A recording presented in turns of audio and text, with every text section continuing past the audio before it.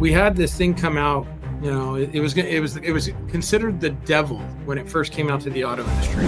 We know today that consumers have more choices than ever. And to your point, they're not looking for the old dealership experience. If we don't provide that consumer a different type of experience when they arrive at our store, we are going to lose over and over. We're not having conversations and getting to a point of agreement. The younger the customer, the more they have. The youngest shoppers out there right now have 6 to 7 different cash offers. And people are just, it seems like in our industry, which is crazy because we have some of the toughest, smartest people out there, Sure. are so afraid to make a change.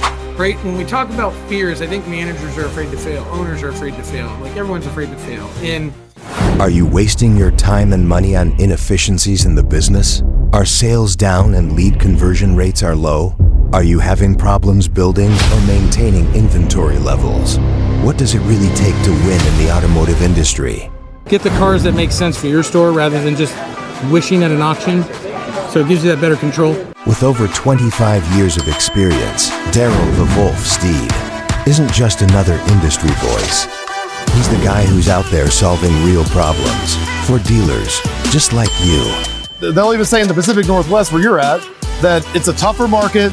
It's, it's tougher to find cars. The market's a little bit softer. And in the midst of all this, your turn doubled and your profit's up 75%. Yes. The truth hurts only when it should. Are you ready to hear the truths? Darrell is here to unpack the hard truths and the proven strategies that will take your dealership from struggling to soaring. And he is taking it all in the streets, with real talk, open dialogue, unfiltered conversations. This is the podcast series, Street Smarts, powered by SmartWolf Consulting. Welcome back to another fantastic episode of Street Smarts, guys. I'm Darrell Steed, your host. And today we have a guest with us that has been an absolute pioneer in the business. They have over 2 decades of experience from being a general manager of one of the largest automotive companies in the country to now being arguably, if not emphatically, the best trainer and implementation person that Cox Automotive has on the Kelley Blue Book side. They have a great ability to make a connection and lead people and just really keep it simple and straightforward to the point. This guest, Jennifer, has also kind of done something that you just don't see. She's taken that extra time to really find out with both what she's learned in school and life of the psychology and understanding people, customers, and the experience to provide a completely different and innovative way to empowering people. So with no further ado, you guys, welcome Jennifer Jackson-Parvari to the show. Jennifer, thank you so much for coming on. Thank you. I'm really excited to be here. I'm excited to just be able to share some information and experience and just get to hang out in your greatness today, Darrell. So I'm stoked. Oh boy, greatness. Here we go. So guys, let's just get this out of the way right now. Okay. Jennifer and I worked together for just short of 7 years. And it was Jennifer and I say that Jennifer and then I. Okay. Jennifer had the knack of beating me out by probably like 0.5% every year at Cox Automotive. And, it was great. And I will tell you guys, this is where humility comes in. Okay, so when people would say, Darrell, you're the best, you're great, I'd be like this, guys, listen, I'm the second best, okay? The best is in a different part of the country. And what was great about this, guys, and we joke about this all the time, is Jennifer and I did it in two very different ways, very different ways. I am more of a class clown and keep it fun and like just joking.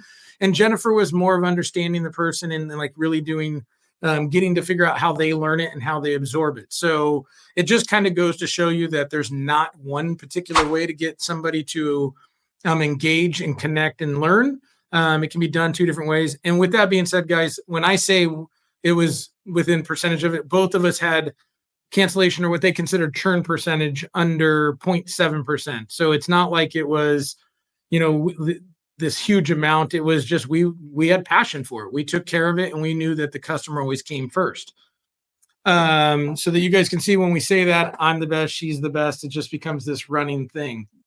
Now, Jennifer, you're still with the KBB team, but it's now in a new iteration. You work with large groups and still doing KBB, which is one of the more effective products out there, which we'll touch base on a little bit. But what I really wanted to focus in on is you go into stores all the time, and then you talk to different stores all the time, people, and really focusing in on both how they learn and then the experience, both for the staff and the customer, because it can be argued, and I would be on the side of it of saying that they're wrong, but that the customer service experience model or the staff experience really is not, it's not that important. Like it doesn't really change how the business works. I believe that's the only way that we have a chance of having a successful business and making any type of profits. So I want to kind of focus there and see, what do you see? And how do you see that? But before we get there, because I forgot to do this, we do this on every episode, is Jennifer, tell us, where are you winning in life? Not in business. We already know you're the best. Okay. So we don't need to hear that anymore. But where are you winning in life? What's going great? Gosh, I don't know. I think where I'm winning in life is just getting to be a mom to my awesome daughter who's driven and kind and doing great in school and crushing it at softball. And it's like the best job in the world, being a mom. So you know what? Simple to the point. Another thing that we share very similar to is, guys, when people always ask, what do you dream, or what do you want to be? Like, I wanted to be a dad. Like, that's what I wanted to be. So I get to live my dream every day. And I do the best that I can. If you ask my kids, there's certain days they love me, and then certain days they probably want to light me on fire. So, but Same. that's why doing what we do is, for me, I don't want to say easy, but there's not a lot of stress behind it for me, because I get to go home and I get to do what I absolutely love, which is spending time with my kids. So I'm glad to hear that your daughter's doing great. And that's, that keeps you driven and things of that nature. But, getting to, we'll call business or just industry or life, actually, I think it's really more life, right? Is how we talk to people, treat people. Is when you're going into these stores, right? What do you see in, we'll start with the staff. Like, when you're either doing training or just talking to them, what are you seeing that has, one, changed in the last 10 years, right? And then two, like, what's changing in the auto industry as a whole as you're going in there and talking to people? Gosh, I mean, obviously, just like the way that the associates work within the stores has changed tremendously, right? Just the type of people that are getting hired into dealerships today, and the mindset and the different things that drive those people, right?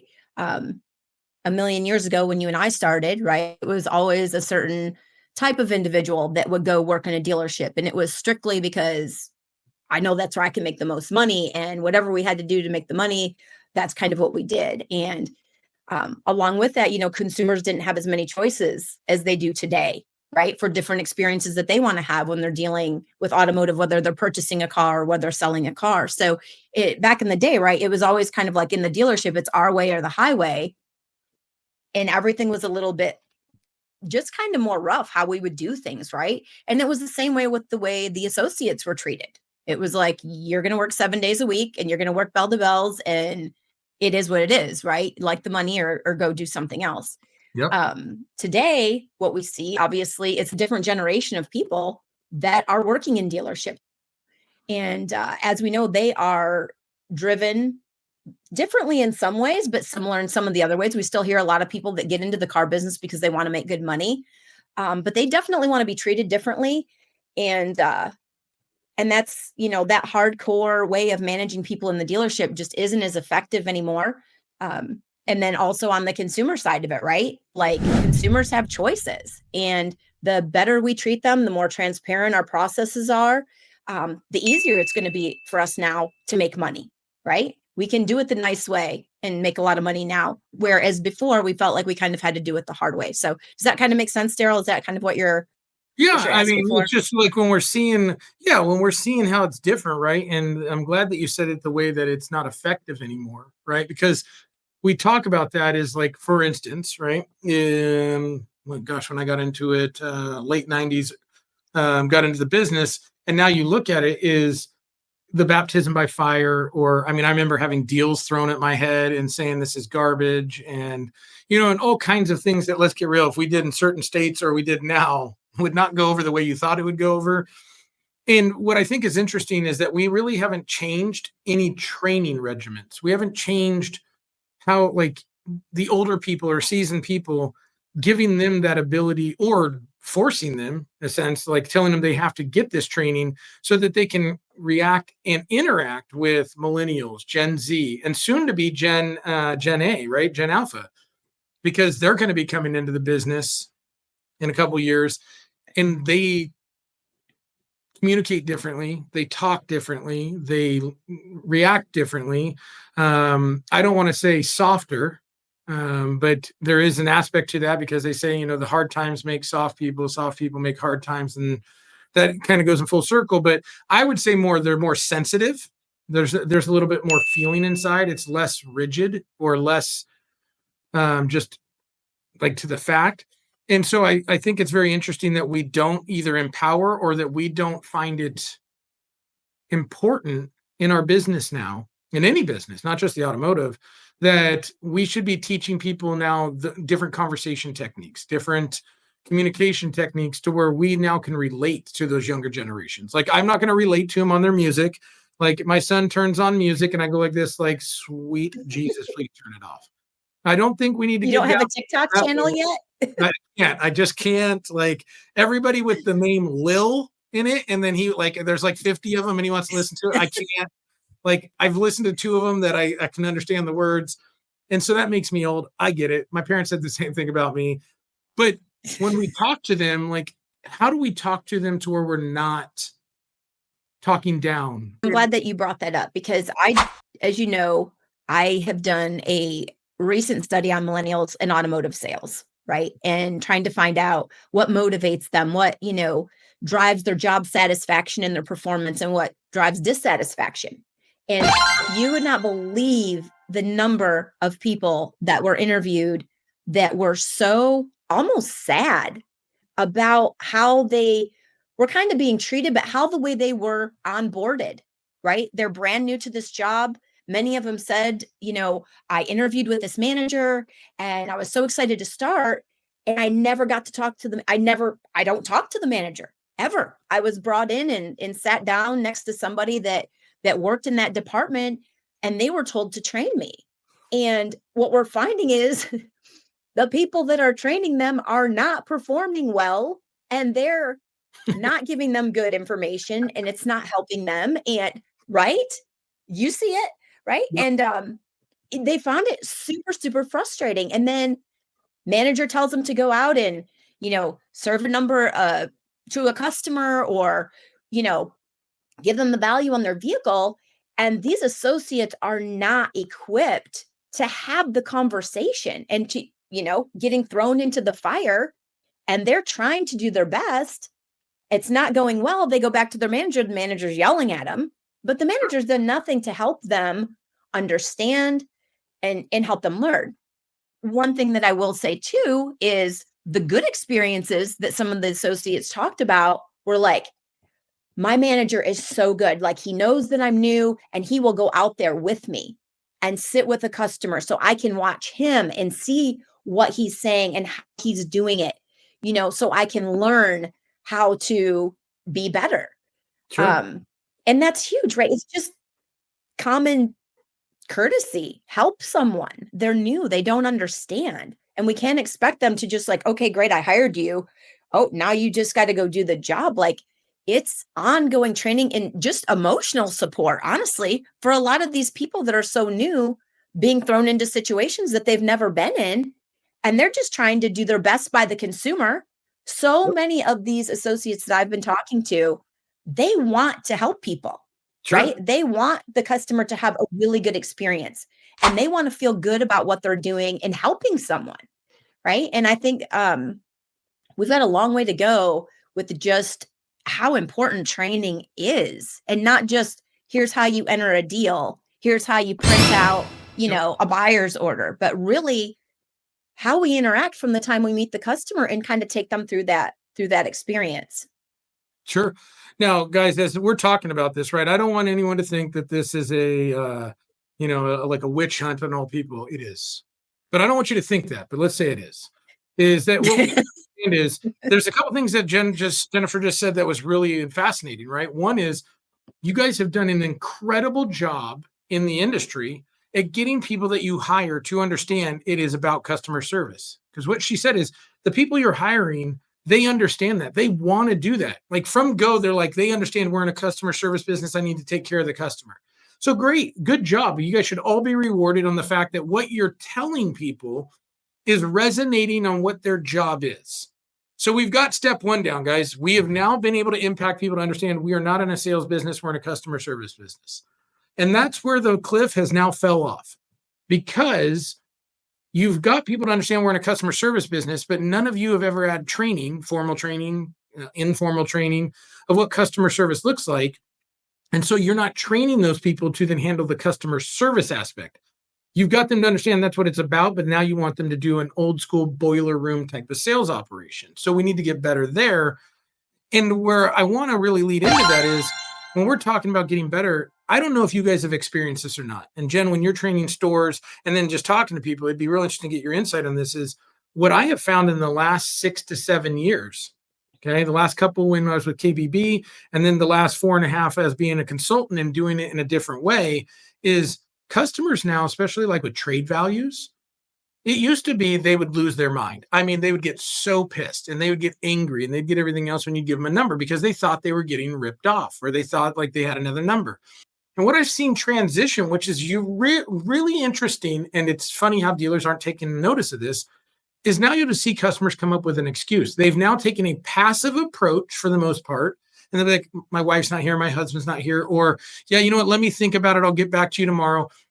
And the reason this is happening is people don't want to actually have conflict, not when it comes to money and when it comes to finances. So they're looking to disconnect and then they'll just go shop somewhere else. And I believe that happens at 2 reasons. One, we're still working on an old methodology that give them a low number, see what happens. And if we get lucky, maybe we get it there, which we could have a whole nother podcast for 6 weeks about that alone. And then 2, we have not trained our people to have a conversation and I cannot remember the exact terms of it, but like whether we're side by side, we're always adversarial. We're never in a team environment. We're never in like a semicircle team environment. Like we're not having conversations and getting to a point of agreement. We are constantly putting ourselves, us first, them, and then wondering why people leave and continue to shop around or why they come up with these excuses. I'd love to hear what you see or what you're hearing of. Are you seeing the same thing? Are you seeing something different in that disconnect? Yeah, no, you are, as always, like right on point. So here's the thing, right? Like we know today that consumers have more choices than ever. And to your point, they're not looking for the old dealership experience, right? So say, for instance, somebody's trying to sell their car. They don't want to come in and have somebody say, give me your keys. My used car manager is going to go take a look at it, right? They're looking for transparency. And that's why a lot of customers are going to places like, Carvana, CarMax, using KBB ICO, because they want a different type of experience with who they believe is a trusted source, right? A trusted third party, perhaps, where they can feel confident that what they're going to get for their vehicle is fair. And they're not going to come into the old, hey, I know my car's worth $10,000 because today the average consumer has 2.9 cash offers at time of transaction. 2.9. Here's the deal. The younger the customer, the more they have. The youngest shoppers out there right now have 6 to 7 different cash offers. So if we don't provide that consumer a different type of experience when they arrive at our store, we are going to lose over and over, right? And the stats will prove that out. So we really just have to make sure that there are unmet consumer needs. There's a study that Cox did recently about 10 unmet consumer needs when they are transacting, whether it's to purchase a car or to dispose of a vehicle. And the number one shocker is nobody wants to get ripped off, right? People want to understand where their car falls in the market with other vehicles, maybe that are similar to theirs. And they want to understand if the value is less than what they thought it was going to be, why, right? So there's dents and dings and scratches, and they don't want to be made to feel bad about them, like our old silent walkarounds, right? That's how we were all trained. Oh, just point at it, right? They'll tell you all about it. Well, we stress the customer out. We get fight or flight instinct, right? And it's just not a good experience. But what we find is when, again, we treat those customers differently because they have so many choices. We have to set ourselves apart by the experience that we're going to give that customer with our transparency, with just common decency in how we treat them, right? And it's going to go a long way, right? And we know that from certain best practices that are being used with some stores in taking the customer through that process and allowing us to buy more of their vehicles because they feel confident that they're getting the right number for their car. And most importantly, and as we know, they're being treated right. They're not so quick to, as you said, right? Oh, I got to go check with my wife, or, oh, I got to go make dinner. Or, oh, I'll be back later. That's typically like, we didn't treat them right. And that's their exit strategy. We aren't getting as much of that when we treat them right in the first place, because they don't want to go down the road and have somebody say, give me your keys, my used car manager will go tell you what it's worth. Or say, I understand, Mr. Customer, you have like 6 offers that are all within this range, but I'm going to give you $5,000 less than that because they're not having it, right? Yeah. We've got to be in the ball game right up front. And most importantly, the consumer experience will win. You'll beat somebody out for $500 because they don't want to go down the road and grind it all out. They just want it to be easy. So that's kind of my take on that. Sorry for running off on it. No, I think, listen, this is one of those subjects, and I cover a lot of these podcasts talk about this because I think I personally, right? No one has to agree with me. Okay. It's story of my life, right? And apparently everyone disagrees, right? But this is taking care of our staff is the most important thing. If you take care of your people, yes, then you also have to make sure you're taking care of your customers. And I don't want anyone to think like taking care of your people magically makes customer service better. It doesn't. If you take care of your people, then you need to have a process in place for customer service. But what I can guarantee, if your people don't like what they at their job, or they feel undervalued or not empowered or things of those natures, you can all but guarantee you don't have good customer service. I like it's like you can go look at Google reviews and find out whether or not those employees like working there. So I like spending time on this, especially when you see it from a different angle. I'm in stores, you're in stores, right? Different areas of the country. You're coming from a vendor side. I'm a vendor, but then I partner with stores, so I'm in them a lot. And then I've had some customers on this podcast, is understanding what they go through, right? And it has to start with the staff, right? I'm a component of people first, customer second, profits third. And I've yet to see a store that follows that mantra that doesn't make a lot of money, but because they put what's important first. Now, moving on, like going to from the, your staff, right? Which, I mean, we could spend a lot of time there, but going to the customer side of it, like when we're looking at this and the staff is then giving customer service, what are you seeing in like what the good ones are doing and the ones that aren't so good doing, of how that is a focus, or where are they starting out with? Is it a conversation? Is it guided? Is it, do they come and like tell them? Are they showing them? Like, what are you seeing in that side of it? Okay. So specifically in regard to what? The interaction between the associate and the consumer when they're arriving? You're just making it a better experience. Is that what you're asking?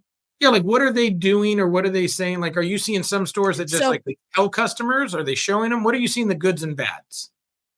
Okay, so the goods that we're seeing are when the customer's involved throughout the entire process, right? From the time that the customer shows up, they're not like, oh, sit in the lounge, I'll be back. And then just telling them, well, here's what we see. I don't care what you have. Like we kind of talked about, right? That's the bad. Right? When the customer's involved from the very beginning and everything is just transparent, like you get more with sugar than spice, right? I mean, and that's just the way it is, right?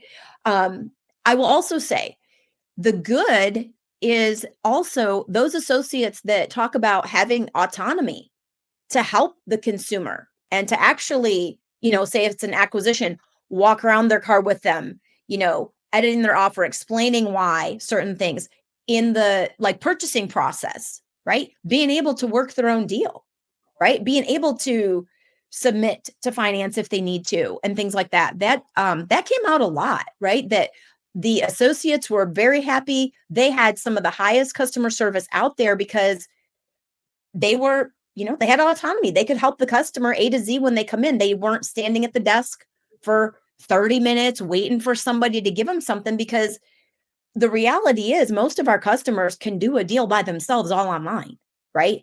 And if they have more information than what that associate has or what they're allowed to help them with, that just creates a big rub with the customer. And now they feel like their time is being wasted, right? Because everybody wants to be in and out. We want this to be easy, not have to take a whole day off work to get a number or a payment on the car. So those are the good things that we're seeing when the associate has more autonomy. But with that, those associates that have the autonomy, they've also had support. They've had really good training. So their managers can feel comfortable that what they're doing is the right thing, right? And everybody makes mistakes, but they have that support and they feel confident, and it creates a good environment, right? The bad side is the complete opposite. Customer comes in, they can't get anybody to wait on them because the salesperson just got berated by the manager because they did something wrong. They don't want to help a guest, right? Because they're burned out. Or they're waiting at the desk for a half an hour to just try to get a payment that was already advertised online, right? That's the bad. And that's what creates, I got to go, dinner is burning, right? And then we're out. So No, that's kind of what I'm saying. What about you, Darrell? Yeah, no, I think it's very interesting, right? Like we already have these steps, right? And we've known this to be true for 15 years at least, maybe a little longer. Of when the moment the internet came into play was, okay, if I can get the information online, and it's just gotten better and better and better, or more available, is when I walk into the store, how is it that I have to start over, right? And that's a real big disconnection point for sure. And it's weird to me, and I say weird because I don't want to say like ignorant, but that's the one thing we can actually control. Like a consumer's thoughts and feelings, we have no idea, but like making it mirror what it would be online in our store, we can actually do, like you can actually control that factor, and we choose not to. We actually choose to create this disconnection in stores.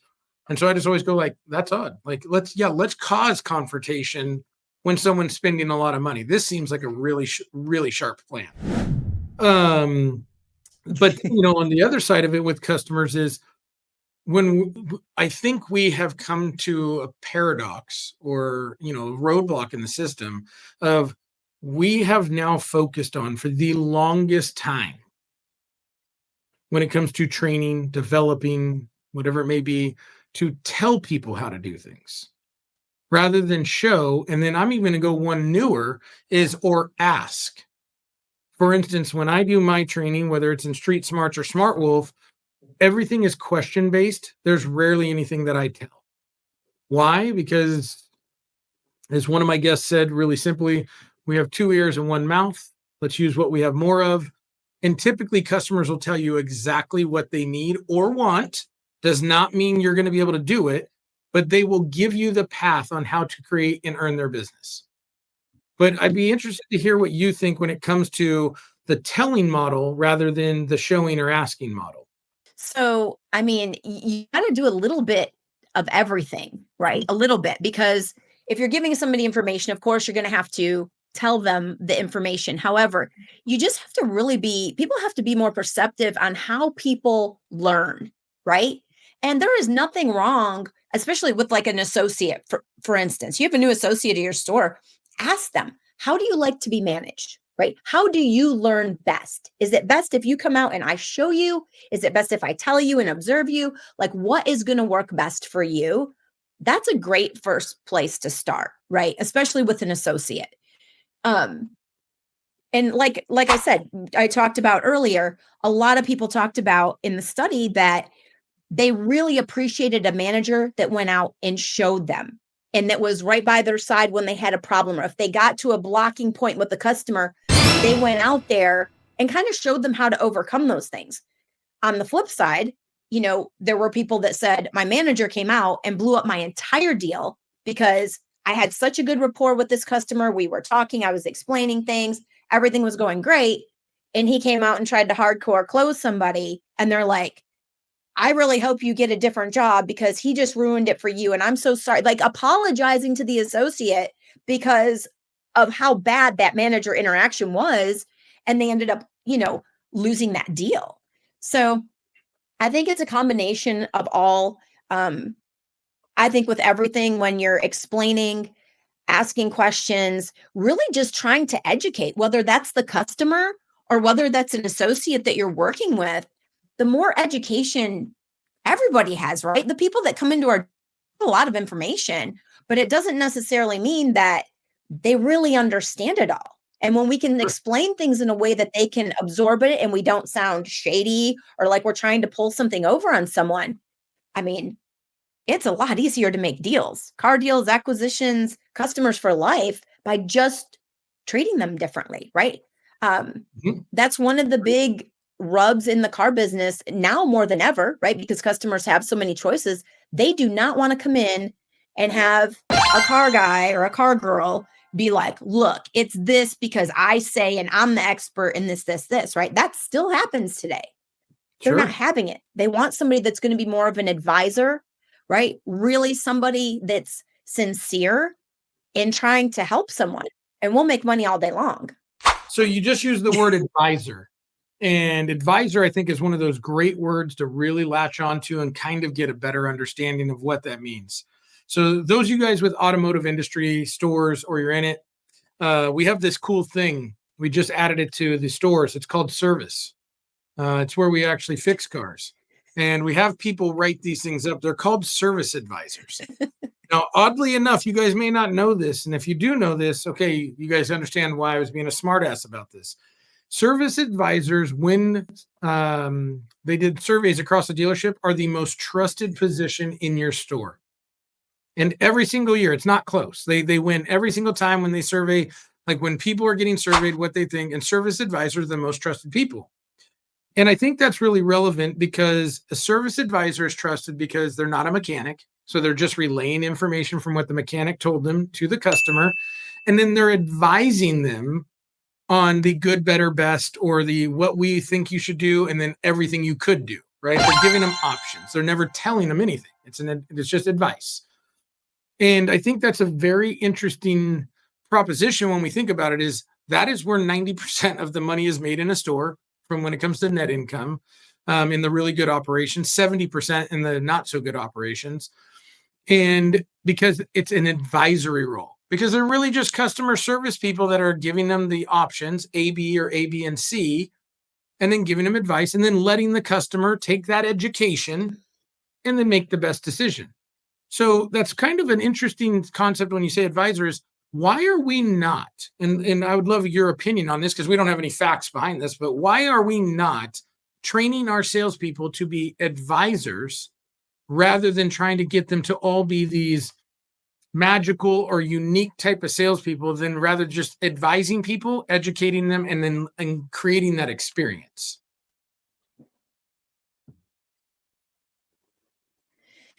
I just think it's the years of experience that we've had in the industry, and as an industry, not really being willing or scared of being customer service friendly, or really training our people and supporting our people to be advisors, feeling like an advisor, oh, you're going to give too much information. Don't give too much information. We're going to lose the deal, right? It's not that way. All of the information is out there, and it's much better if our teams act as advisors and can help the customer really sort through what's out there and understand what it means for them. When we start to do those things, we don't have to be afraid of that, right? Yep. Selling cars. I started selling cars when I was 17 years old, right? No females selling cars ever. They thought my dad owned the dealership. He did not. Wish he did. He did not, right? But it's like, I just took care of people. I was just nice to people and listened to them and took care of their needs. And I sold more cars than anybody, right?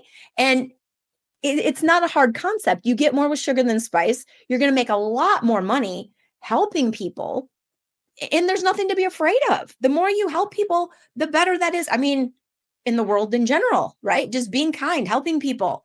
That's a good thing. You're never going to go wrong doing that. And you're going to win over and over. So I just think it's a lot of the years of the industry, right? And just kind of been the way we've always done things. And I think people need to just kind of like get brave and realize the industry has changed tremendously. And if we want to win and win at a high level, we have to change with it. It's not going to cost us money. It's only going to make us money, right? No, I agree. So, it's interesting you saying it's changed, right? Because I think we can make a really good tie-in here with changes. We had this thing come out, you know, it was considered the devil when it first came out to the auto industry. And it was the internet, right? Like this was the devil. It was going to ruin the dealerships. Ever since the internet came out, dealerships have sold more cars than they ever sold like 30 years combined before that. But what I think is interesting about that is they were wrong about that. And that's an actual quote, guys, that the internet is the devil and it'll ruin the dealerships. That was a quote at NADA the year that websites went up for dealerships. I remember it because I thought it was the most laughable thing I'd seen that year. They also said the world was going to end in 2000. So it probably same guy. So when we think about that so the internet came out and here's the odd thing, guys, that wasn't even the biggest revolutionary change for us. Like when we think about it, and that was revolutionary, right? Because the internet had been out for a while transacting in on the number of stock markets and stuff like that. It just wasn't like a search-based web, right? And then it became search-based. And then we had cell phones come out and crackberries, and we got rid of the fax machine. And so we had all these things. And now we have AI and EV. So when you think about it, the internet 25 years ago, 30 years ago at this point, was like, it seems like it wasn't even that relative. But when you think about it, is how did you guys think as dealerships, or how do we continue to think that we were going to be able to keep doing things the way we've always done them? Listen here, Haas. I've always done it this way, and this is how it's going to be done, when we've had technological advantages that have come across that change the world, forget the industry, is we not only have to keep up with the times, we need to look at, and when she says it would make you more money, let's just put this out there as a thought. We have pay plans that we pay on commissions or volume pay plans or vice versa. I've seen so many different versions of pay plans. It's mind-numbing. But what if you hired people that were CSRs, customer service advisors, whatever you want to call them, right? You can church it up and call whatever title you want. Is you then have customer service advisors, and it's based on, you know, the store doing well, and they're an hourly person, and maybe there's some bonuses. Why are we so locked into paying commissions or hitting these tiers or whatever else, when if I just had this conversation today, if I had two buyers in a buying center, and when I say buyers, they don't buy. All they're going to do is work leads, private party listings, spit the numbers out that are put in by the used car director, and make appointments or create deals that we then go pick up. Why would I pay them per unit bonuses? Or why wouldn't I just say, okay, look, guys, for every appointment you get here, okay, set, shown, or transaction, as a team, it's going to get this, or whatever you're doing. Why are we not trying to create more conversations? Why aren't we trying to create the dynamic of advising? Because if we focused on customer service, wouldn't you sell more cars? Wouldn't you buy more cars? Like if customers wanted to come transact with you? And the reason I ask you that, Jen, and I'd love to hear your opinion on that, is there was this company that really made that a focus, and we laughed at them 35 years ago, literally said this would never work. And now I hope you have stock in them, because they're laughing at everyone, because it never goes down. Okay, they're yellow and blue. They're called CarMax, and all they did was make it about customer service. They wore Skechers and Dockers and a polo, and now that's what people trust because it's the experience, right? So I'd love to hear, why do you think we are so regimented to the old school or what we've always done, rather than looking at a different model that is more customer based or customer service based? a couple things. I think, first of all, I just think it's fear. I mean, really, outside of like the really large dealer groups that are like publicly owned and all that, when you think about all the dealerships that, you know, I say my dad never owned a store, but like My dad owned the store, and that's the way he did it. And that's all I know. And that's the way I'm running this place now. Right. And then their kids take that store over. And it's just the way we're doing it. Right. And people are just, it seems like in our industry, which is crazy because we have some of the toughest, smartest people out there Sure. are so afraid to make a change. Right.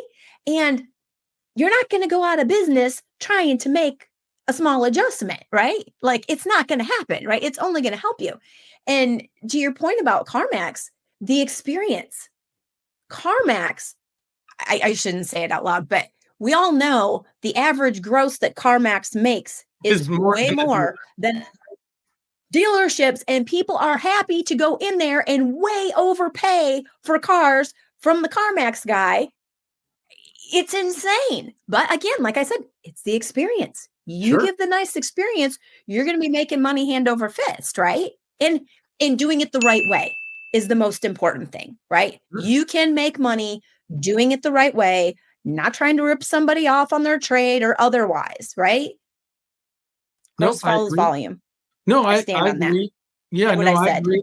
Yeah, I agree with that. And it's funny, you also mentioned something about like when you did your study, right? And you were doing that, is one of the staff members said the manager went out with them, right? And then they showed him what to do. And I wanted to come back to that because what I thought was relative, because you said then one went out and ruined a deal. What I think is interesting about that is the one that went out and showed them or walked them with it and did that hand in hand with them. So there's this, I would make some assumptions. I don't know who that person was, but I'd make some assumptions that manager didn't mind if he failed, right? When we talk about fears, I think managers are afraid to fail. Owners are afraid to fail. Like everyone's afraid to fail. And when you're not afraid to have a failure, I did not say that we completely fail. Guys, I have built 2 different businesses now. And if you think that I haven't failed at anything, boy, would that be nice to say that's the case. Okay. There has been many failures along the way. I am just not failing. But when you show something is like, if I went and made phone calls with a store right now and I only made 1 appointment and didn't make 10, some would call that a failure. And I'd be okay with it because it's like, hey guys, we're not going to win every time.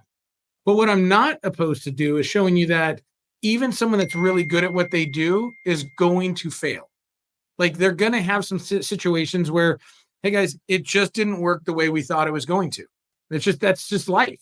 Now we make some slight adjustments, like you said. We don't sit there and say, okay, we're throwing the whole thing out. We make some slight adjustments and we go at it again. But when that manager went out and said, hey, let's go do it together, he was okay with the fact we might not make that deal.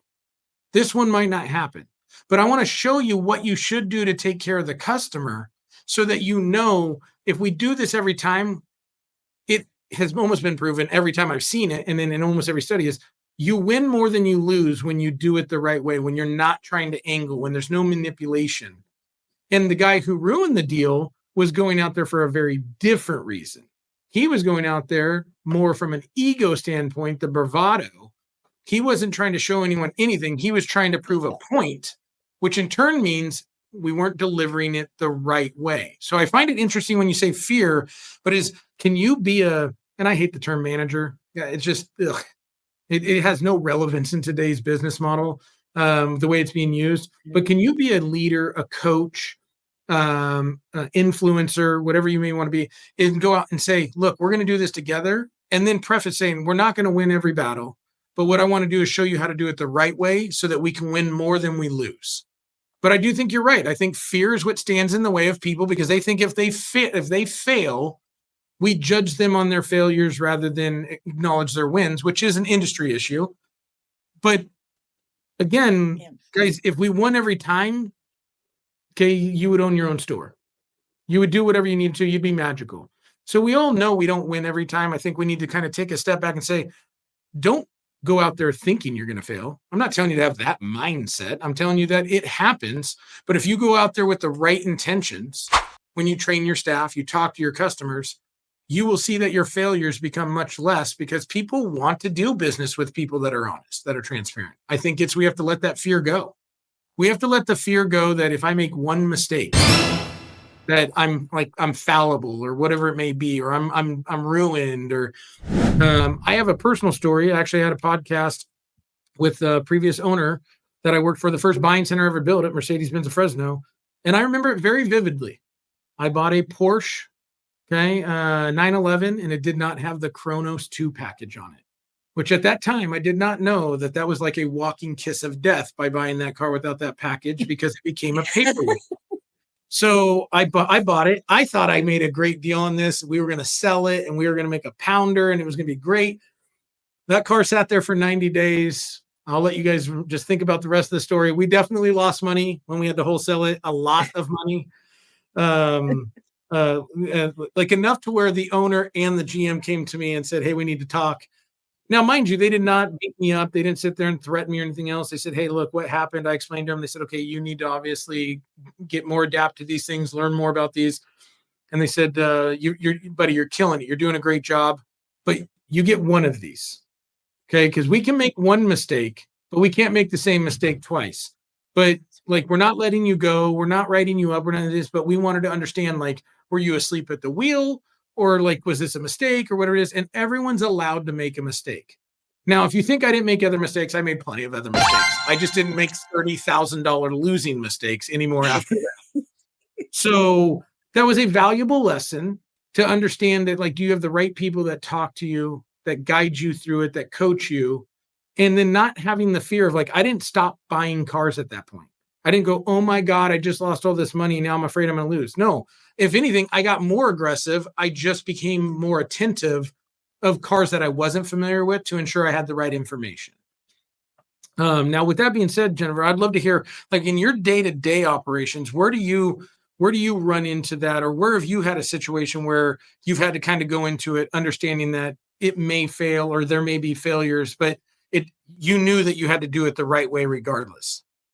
Gosh, I guess the example I'll give you is, like, way back in the day, when I was just a sales manager on the desk, right? And there was another sales manager, and the competitive environment that we all have in the dealership. And this kind of really ties into what you're talking about managers not wanting to go out to talk to a customer sometimes because of that failure. Like, oh gosh, if the manager comes out and he can't close the deal, ooh, right? Like, it's a whole thing. So they just don't go. They'd rather just yell at the associate why they weren't able to close that deal. But it was always a gross competition, right? And this other sales manager, he had no problem. I'm not going to name it, just trying to rip people off, right? And I just refused to do that. So, right, I was always nervous, like, because his gross would like per car on certain things might be way high on one, but I ultimately had more gross overall because I wasn't afraid to go out and just do what we had to do to help a customer, to put a deal together. If we're making a deal, we're making money, right? So, I mean, I guess that was one time where you get kind of like in that competitive nature, you get kind of afraid of, like, oh my gosh, do I take this deal because it wasn't a 7-pound deal? Oh my gosh, like, am I going to be in trouble for doing that? And I feel like if you're always doing the right thing and you have the best intentions in mind for the company that you're working for the customer that you're sitting across from, for the associate that you may be training, you're never going to go wrong with that, right? And like you said, everybody makes mistakes. I'm not going to tell you the mistake I made on an AMG that wasn't an AMG, but somebody had a badge on it. Probably similar to your Porsche experience. So it happens to all of us. I know those cars very well now from that experience. But hey, you know what? We don't learn from winning all the time. We learn from mistakes, right? And that's how we get better, and that's how we grow. One thing I do want to add in that you were talking about that made me think about that manager that went out and showed that associate, right? And they got to a point where they couldn't move forward with the customer and all that. When I would hear, and it wasn't just this particular instance, several people talked about that they had managers that they really felt supported them, showed them, were there. They really knew they were there to help them. There were many of them that stayed at that store simply because of that manager. They, weren't even maybe making as much money as they could make down the street, but they stayed because they liked coming to work. They liked the people that they worked with. They liked the environment that they were working in. And it's really made a big difference for a lot of people. So just, gosh, try to get more of those managers and let your managers not be afraid, to your point, Darrell, to make a mistake. If you go out and you fail, big deal, right? You show them you're human too. And those associates work so much harder, and they will tell you, I work harder for this guy because he has always got my back. He may not always make the deal, but he's there with me and I'll do anything for that guy. Right. And that goes a long way. No, I think that's actually probably the best point we've probably said, right? We've talked about a lot of great things, but it's when you hire someone, right? Or you have someone on your team, right? And you empower those people, it's finding the right people, because people, okay, you can have a great schedule and you can have great benefits and you can pay a lot of money. These are great things to have. But I would argue, and listen, I'd die on this hill, is that the people in your place are what create the culture, not the benefits. The benefits are a piece of it, but the people are the driving force to culture. And with the right culture, I see it all the time. Like if you don't have a really, really powerful embracement of culture, and that means teaching, growing, challenging, doing those things, then people do chase the money, because if they're not going to have a good culture, then money is a resounding factor. But I see all the time where people stay and because of people, and then I've seen it where dealerships make a mistake and they get rid of someone because there's a personality conflict, or someone had a pissing match and they made the wrong person mad over one situation. We're not talking all the time where it's like cancer, but one situation. So you let that person go. Right. And you let that person go, and inevitably 3 or 4 or 5 people go with them. And now you've disrupted a store because you've lost multiple pieces, because in essence, you let your ego get in the way of whatever happened here, which I personally believe, because I heard this obviously from another person in the industry, but ego, EGO, right, is efficiency going out, right? Is the moment your ego's in, is efficiency's going out the window, because now it's your way and you're not open to anyone else's way. And so if someone doesn't agree with you, and I've just seen it, I've seen people leave. I've even been told as a consultant, which I have to curb that like immediately, because I'm like, I don't want to disrupt the store. It's like, well, Darrell, if you weren't here all the time, like we'd leave. I'm like, guys, I don't even work here. I'm a consultant. I'm not going to be here all the time. And the only reason is because it's getting everyone to understand it's just how you talk to people. It's how you treat them, right? So they're like, well, I'll come work for you. I'm like, guys, I'm an army of one. I don't have a company, right? So, but it's because people really truly want to feel like they're being talked to and cared for, like just like we're regular people. Like there's no ulterior motive, that they just matter. And so I think culture is a really big thing in both the experience for staff and consumers, because you can feel it when you walk in a door. You can see it when your people are talking to them. I mean, it's immediate, right? And I think it just goes a long way. Now, as we wrap this up, I wanted to ask you some different questions that you were definitely not prepared for, because it's really going to tie into this. Where are we at on? Because that's what you do. Yeah, where you're getting your study published. Where are we at? Are you officially a doctor yet? We are actually I know. I'm so close. I'm hoping it should be by the end of next month. I just got my final responses back from AQR5, which is the last thing that I have to do. And then I defend and it'll go for the dean's signature. So I should be done by the end of next month. So guys, the reason I asked Jennifer this, Jennifer has been on a very interesting journey in life. And it is massively inspirational to me personally. She obviously is well educated. She went to school, got her bachelor's, then got her master's, and decided, you know what? Why not? Let's just go ahead and fire up and get the doctorate. And she decided to go and get her doctorate in performance or sports psychology. I might be saying that wrong. Performance psychology. Yep. Okay. So, and her study is about obviously psychological effects of like people and how it affects performance, which is, let's get real. Anytime we can learn more about that, we're winning, because people's behavior is something that, I mean, it's just something we never know, right? Unless we ask.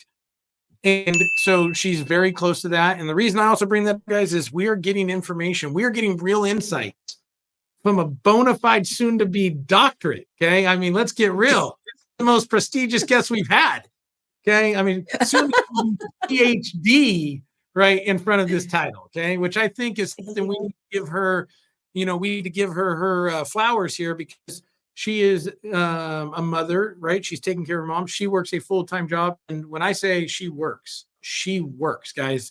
This isn't one of those people that mails it in. She's passionate about what she does. And then on top of all that, she said, hey, I have an extra 30 minutes, of breathing room. So let me just go ahead and throw a full class load on me to get this doctorate and have to do a lot of things. As if you guys don't know what it takes to get a doctorate, there are a lot of moving pieces. There's things you have to do. There's theses, there's studies and papers you have to provide to get through this process. I mean, it's not just this thing you just like, oh, I go and take some classes, pass a test, and you're good. No. That's how you get your bachelor's, right? You can do that, but then you have to do other things to get masters and doctorates. So I personally wanted to ask her because I knew we were getting close. And it has been an inspiration. Every time I talk to her, she's like, hey, I've got this point done. I've got this point. And I'm like, man, that's just really, really cool. And I wanted to give you your flowers. I think what you're doing is great. I think the fact that you took something in psychology and performance, and now you're going to be able to use that directly tied into, because giving real insights, understanding how people react, I think is something that people really need to lean into and, and have conversations with you. And then, lastly, I wanted to thank you. Thank you so much for coming on. You've been an inspiration to me because it's one of those things where you always made me drive a little bit harder because, I wanted to be up in that, would like to compete with you. Right. I don't care about being number 2 or number 1. I will tell you this though, guys. Okay. Never a question for 7 years. Okay. There was never anyone that got to 1 or 2 but me or her. Okay. Because it's how we worked and how we dealt with people. And it was doing the right thing all the time. But I'm looking forward to seeing you get that certificate, getting your doctorate. I'm really looking forward to your study. I think that's going to be eye-opening for a lot of people if they take time, right? Reading's okay, guys. Believe it or not, read every day. You actually get smarter, okay? I watch TED Talks and I read 3 chapters every single day of some book. I just finished Buy Back Your Time, which was a great book. I cannot remember the next one that's on my list, but it's literally sitting on my counter so that I can start it today. But I wanted to thank you, Jen, for coming on. I look forward to seeing you in the future at some events. I'm sure that I'll see you or at some stores. And next time I'm down in LA, we'll definitely do dinner. But thank you so much for coming on and giving us some insights. And guys, we want to thank you guys again for joining Street Smarts, right? We take it to the streets and we're hearing what actually happens, what's going on, and what we see, hear, and in this case in point, what is an actual study that's being backed up to actually prove this, right? So, take notes, understand and listen, right? And then start making some of these changes because, again, guys, you can't go wrong by tweaking and making adjustments. You can only be better, right? Thanks for coming to Street Smarts in another episode. Look forward to seeing you guys next week. And Jen, hang out with me for just a few seconds.